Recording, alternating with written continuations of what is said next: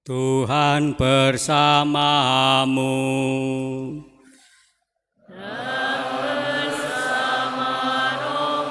Inilah Injil Yesus Kristus menurut Santo Yohanes.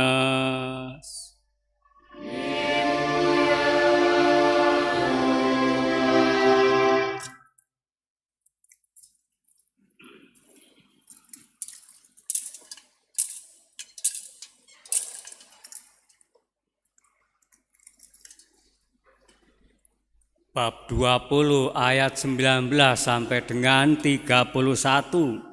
Setelah Yesus wafat disalib pada malam pertama sesudah hari Sabat, berkumpullah murid-murid Yesus di suatu tempat dengan pintu-pintu yang terkunci karena mereka takut kepada orang-orang Yahudi.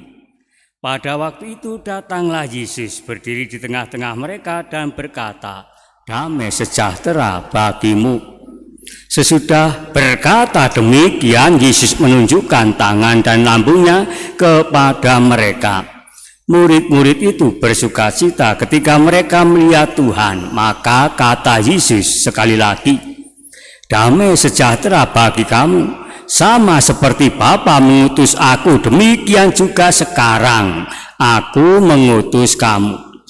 Dan sesudah berkata demikian, Yesus menghembusi mereka dan berkata, "Terimalah Roh Kudus. Jikalau kamu mengampuni dosa orang, dosanya diampuni. Dan jikalau kamu menyatakan dosa orang tetap ada, dosanya tetap ada." Pada waktu Yesus datang itu, Thomas, seorang dari ke-12 murid, yang juga disebut Didimus, tidak ada bersama-sama mereka. Maka kata murid-murid yang lain itu kepadanya, "Kami telah melihat Tuhan."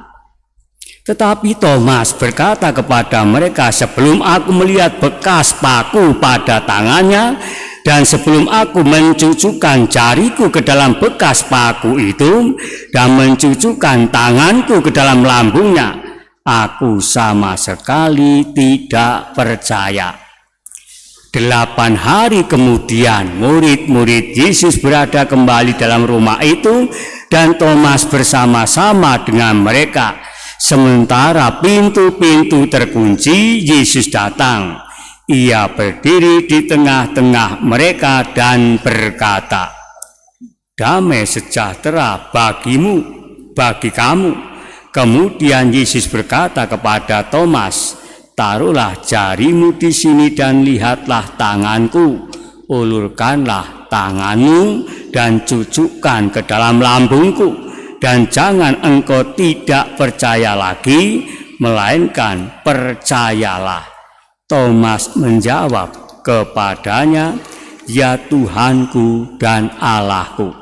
Kata Yesus kepadanya, Karena telah melihat aku, maka engkau percaya. Berbahagialah mereka yang tidak melihat namun percaya."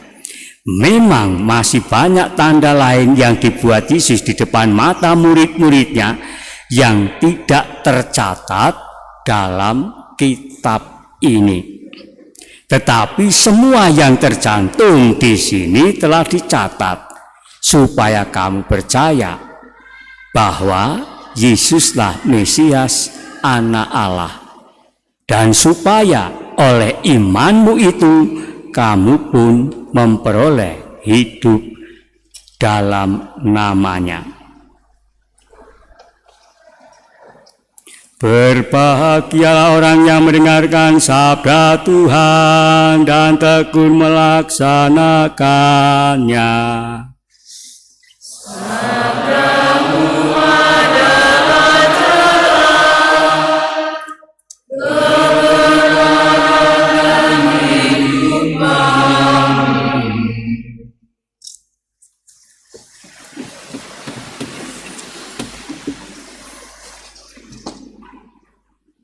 Saudara-saudariku yang terkasih,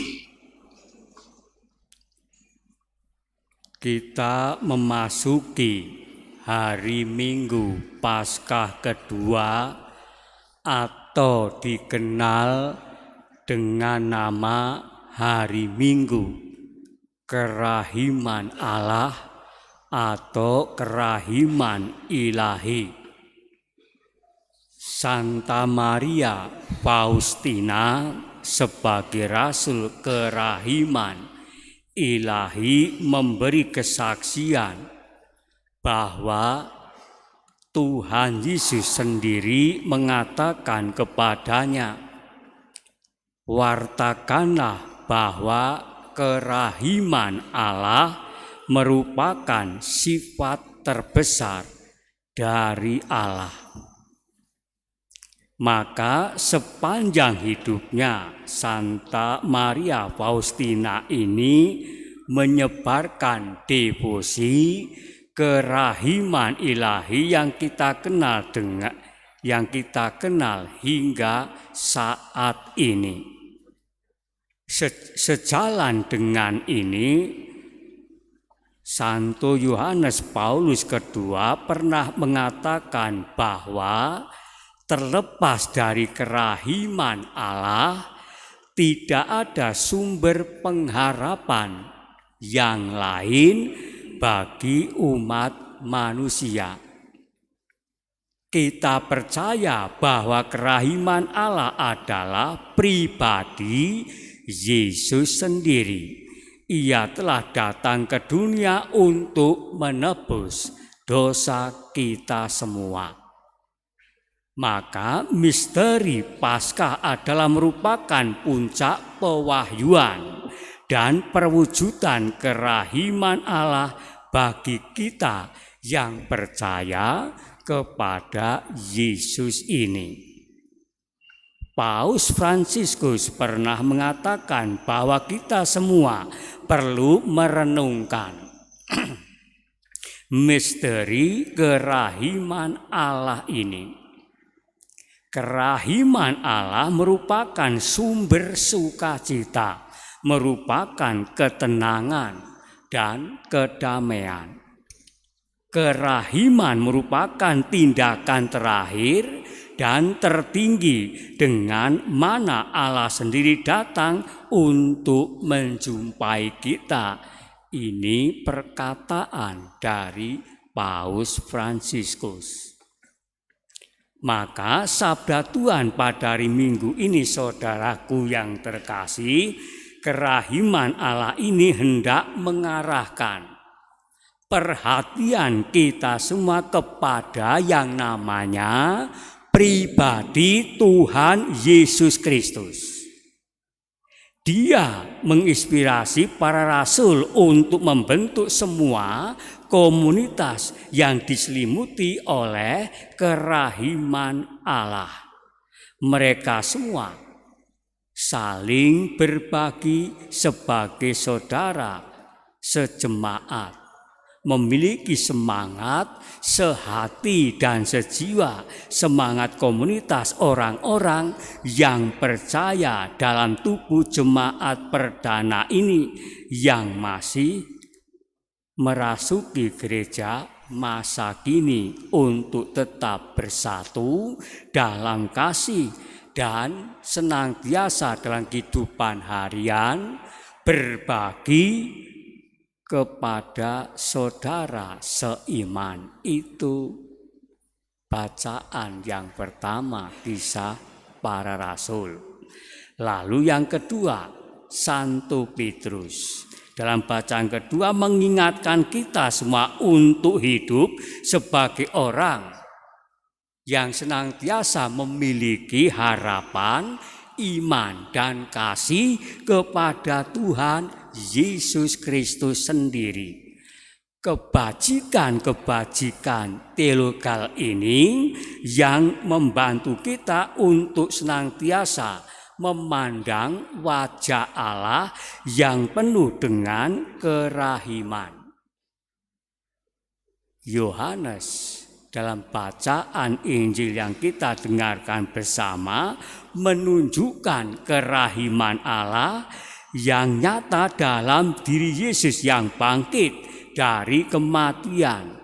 Ia menampakkan diri kepada para muridnya dan menganugerahkan Roh Kudusnya kepada mereka.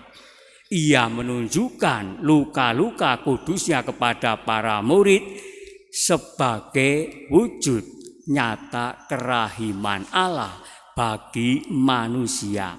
Maka pertanyaan saudaraku, yang hendak kita lakukan dalam kehidupan harian, apa yang harus kita lakukan untuk menghidupi kerahiman ilahi atau kerahiman Allah ini?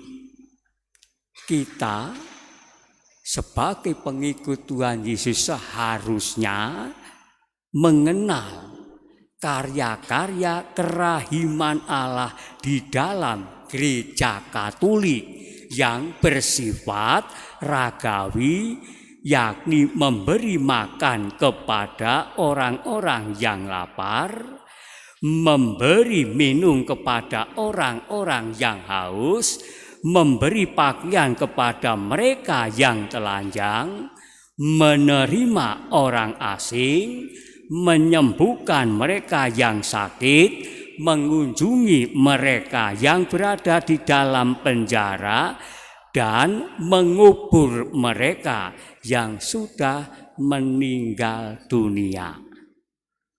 Di samping itu, kita perlu juga melakukan karya-karya kerahiman yang bersifat rohani, yakni memberi nasihat kepada mereka yang ragu-ragu, mengajar mereka yang tidak tahu, menasehati para pendosa, menghibur mereka yang sedih, mengampuni mereka yang bersalah, menanggung dengan sabar mereka yang menyusahkan kita, dan berdoa bagi mereka yang hidup dan yang meninggal.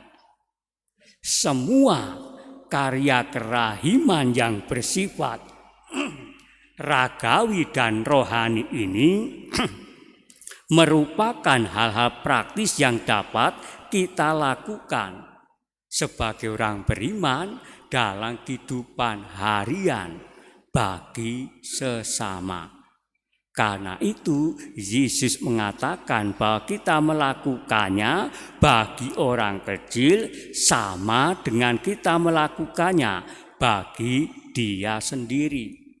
Pertanyaan untuk Anda dan saya, apakah Anda sudah merasakan kerahiman Allah? Apakah Anda juga sudah melakukan 7 karya kerahiman ragawi dan 7 karya kerahiman rohani dalam hidupmu setiap hari? Maka periksalah batinmu di hadapan Tuhan yang Maha Rahim. Di hari Minggu Kerahiman Allah ini, baiklah kita memohon ampun dari Tuhan karena hidup pribadi kita melampaui Thomas yang kurang percaya. Akhirnya saya mengakhiri homili ini dengan meminjam perkataan Paus Fransiskus ini. Gereja diutus untuk mewartakan kerahiman Allah, hati Injil yang berdetak, yang dengan caranya sendiri harus menembus hati dan pikiran setiap orang beriman. Kita semua adalah gereja masa kini yang siap diutus untuk menjadi duta kerahiman Allah bagi semua orang beriman. Sesudah dirimu diselamatkan, maka jadilah saksi Kristus. Tuhan memberkati. Kita ungkapkan iman syahadat para rasul. Aku